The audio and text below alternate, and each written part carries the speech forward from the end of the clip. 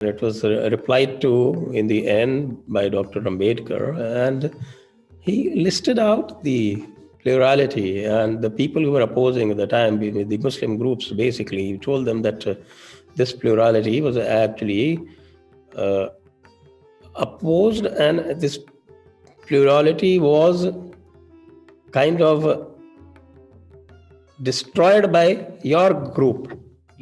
Before the Russia-Ukraine conflagration, we had the hijab controversy, which was happening in Karnataka. The case itself is being debated, so I wouldn't kind of in the courts, I wouldn't go into the judgment is reserved. Yes, exactly. So the incident, however, raises some broad questions around the balance of religious beliefs and secular civil codes. Dr. Bhimrao Ambedkar, the father of the Indian Constitution, wanted our society to be equal in every way. And he himself spoke for the Uniform Civil Code back in the early days of India as a modern nation state. So in the light of arguments that such a code can hinder the practice of certain religious practices and customs, how do you reconcile the UCC debate with the preeminence of pluralism, as they put it, in the Indian Constitution? And what, according to you, is the way to kind of go about with this? Actually, I've written an article on this, and problem with the Uniform Civil Code is that most people do not understand what Uniform Civil Code means. Uniform Civil Code means uniform principles. It doesn't mean one code. Right. And that position has been debated quite extensively in the Constituent Assembly debates, where Dr. Ambedkar himself spoke, and a lot of other people, people like, I think, Kaniyalal Maniklal Munshi, he also spoke on the subject. Alladi Ramaswamy Iyer, he spoke on the subject. And it was a very extensive debate, and it was replied to in the end by Dr. Ambedkar, and he listed out the plurality and the people who were opposing at the time, the Muslim groups. Basically, he told them that this plurality was actually opposed, and this plurality was kind of destroyed by your group. Because this plurality used to exist even among the Muslims. And among the Muslims, you enforce this Uniform Civil Code by bringing in what is called the Shariat Application Act 1937. And before that, the different Muslim groups in the country used to practice their traditional way of civil law, including their traditional forms of marriages, including their traditional forms of inheritance, so much so that in Malabar, the people used to, the Muslims, even the Muslims used to practice the matrilineal form of inheritance. In Northwest frontier provinces, they had their own tribal customs. But then they imposed this Uniform Civil Code under the Shariat Application Act 1937 on the Muslims. Yet they do not want to do it for the country. Right. And again, the same thing, as I say, that every time people talk about Uniform Civil Code, they refer to the Goan Code. Now, they don't understand that the Goan Code is actually a Christian code. It was a law enacted by the Portuguese, and it was basically a church law. Right.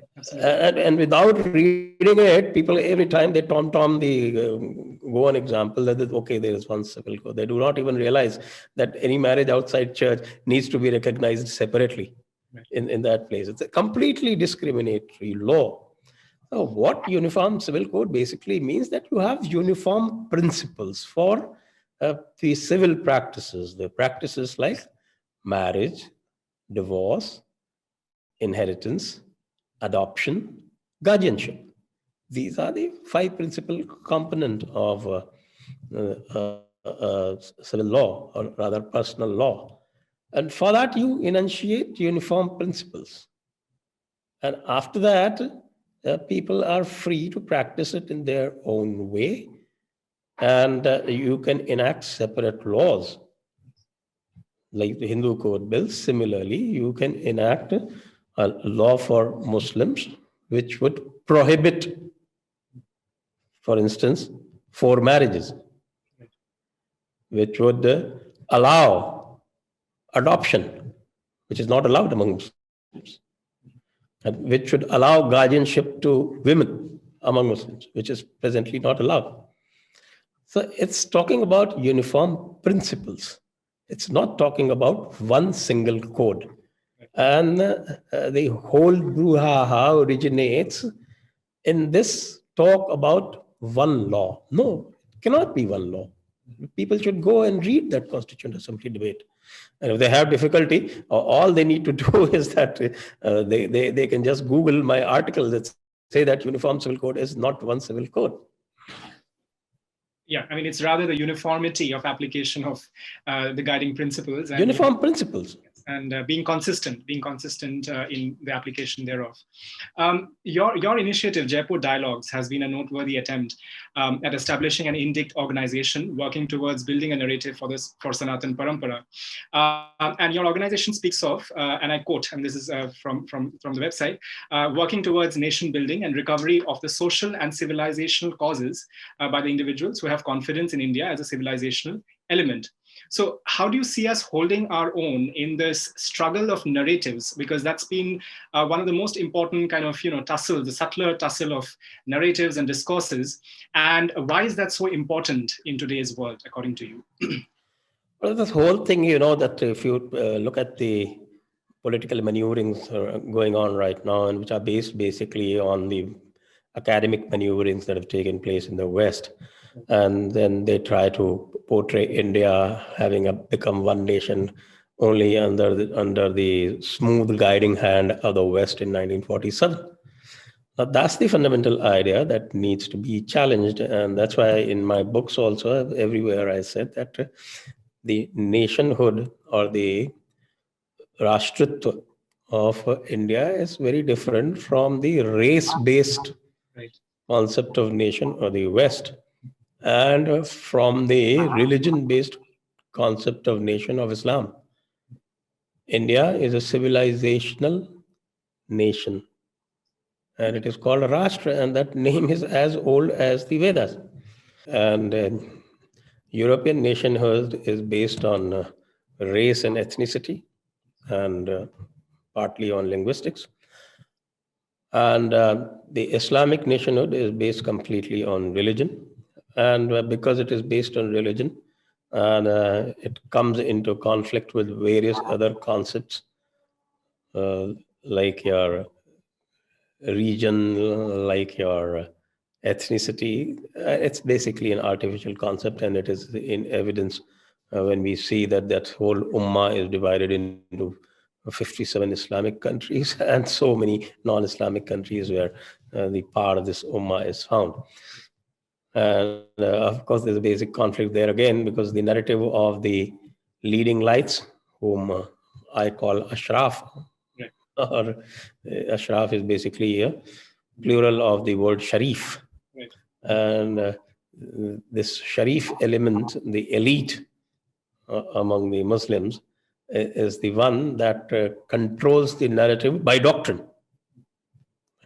So that's the one that creates the difficulty. So when we talk about the idea of India, then politically it is opposed, and they call Hinduism versus Hindutva, and all these artificial tropes are brought about, or you get these hyperventilating activist professors in the United States talking about dismantling global Hindutva and things like that. It is basically to deny India its civilizational nationhood.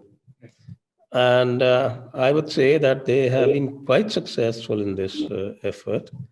And why they were not talking about it is because they had almost obliterated this consciousness about the civilizational nation by controlling the narrative in post 1947 India. And now they've suddenly felt the urge to highlight this is because we have started taking hold of our own narrative. And thanks to the internet, and thanks to the information explosion, and thanks to the information age, it is no longer possible for them to throttle this. And that narrative is inherently so powerful that they started feeling the need to actually start countering it. And that is why you see the proliferation of this, the idea of India, Shashi Tharoor, or the Hinduism versus Hindutva kind of things. So actually, that is an evidence that we have started taking hold of our civilizational narrative. And that is, and a very important point. And the civilization nationalism that you talk about, I mean, even Rajiv ji has some very interesting writings on this, on the Rajya and Rashtra, discourse, essentially. One of the ways in which, some of the left liberal historians have been guiding the narrative is in terms of speaking of Indian history, right? History writing in India. And you mentioned that you speak of how history has been written by the British, Western, and Marxist historians with a firm belief in the binary nature of logic and an equally firm belief in the linearity of time. And you go on to say that India's ancient historians were more concerned about the processes behind the events rather than just the events in isolation. So how do you see us reimagining, both in essence and in form, the way we can write and share history in modern times, so that it is more consistent with what has been our heritage, what has been our civilizational ethos and way of thinking? You actually caught the point when you say that linearity of time and the processes of logic. Because the Indian wisdom follows what we call the cyclical time. And I often quote Dr. C.K. Raju, which says that time is the concept that basically mediates between science and religion. And when the time concept that you adopt is so artificial that it doesn't accord with science, then you get a religion which is completely unscientific. And then you get into a situation whether dogma guides you and dogma leads you. And when again in that kind of a situation, and you have and develop an epistemology which is completely based on dogmatic proofs, which only believes in the word of the book, and whatever the book says is correct, and whatever is not there in the book, or whatever the book says is incorrect, becomes incorrect, like it happens with the Islamic scholars and what happens with the Christian clergy. Right. Then their entire thought process gets attuned to that. I have an example of Isaac Newton. Of course, Isaac Newton was a great scientist, a great mathematician. But his biggest work was not on mathematics and science, but his biggest work was actually on Aryan Christianity, Arianism. And Arianism is some kind of quasi-Unitarian Christianity. And of course, that's a separate topic altogether. But it is very interesting that it was the church which consciously, I think it was 553, probably the fifth council, in which actually it pronounced a curse on cyclical time. And I consider this as one of the most significant events in history, not just in the history of science, but in history. Why would an institution like the church pronounce a curse on cyclical time? So one thing is very clear. They understood the power of that concept. And they understood that it would interfere with their power. And therefore, they banished it through dogma. So these are the things that we have to bring to the knowledge of our people and tell them that, look, your concept of time is the one that accords with science. And science basically says what? It's based on direct evidence. The epistemology of science and the epistemology that is followed in the Indian tradition is the same. It's the same. It's verifiability, repeatability, universality, and falsifiability.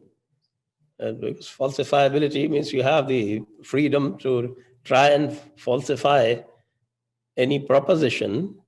That's exactly what science is. In fact, Karl Popper says that falsifiability is the most important aspect of science. Right. And that is our tradition. That is our tradition of debate, questioning, and seeking. That plus our logic system. That our logic has never been the binary logic. We know that. It's the shade of gray has always been admitted in the Indian tradition. And in fact, the most popular logic, the Chatushkoti logic, the four-way logic, that is even of even greater import, and that covers not just Sanatana Dharma. It is also very popular in, say, in Buddhism. Jainism, of course, goes to another extreme, goes to seven-valued logic of Saptabhangi, that becomes very difficult for ordinary people to understand. But this is how life needs to be viewed, is something that we need to get hold of. And once we are, because it's there all across our literature, all across our secular literature and religious literature. Religious literature in Sanskrit is only about 5 to 10%, and the rest of the 90% is secular literature, covering science, arts, everything. Of course, all of it is attuned to the cosmic reality. So the Westerners, in their binary logic, they think everything is religion. But that's not the case. And some very, very important and people who are open-minded, even in the West, have understood this. But the point is that the hegemonic nature of this Christian religion, the hegemonic nature of the Christian political discourse and the political processes, their imperialism, all this has led to a situation which actually feels that we are a threat. And we are a threat because we have the capacity, our narrative has the capacity of completely unraveling all their basic concepts, including their time concepts, including their logic concepts, including their epistemology. That, of course, is the reason why the church and the clergy in Islam are so scared of science. So I always say that we should use science to propagate our point of view. Sanatan Dharma is best propagated through science. And by science, we do not mean the authority of science. By science, we mean the method of science.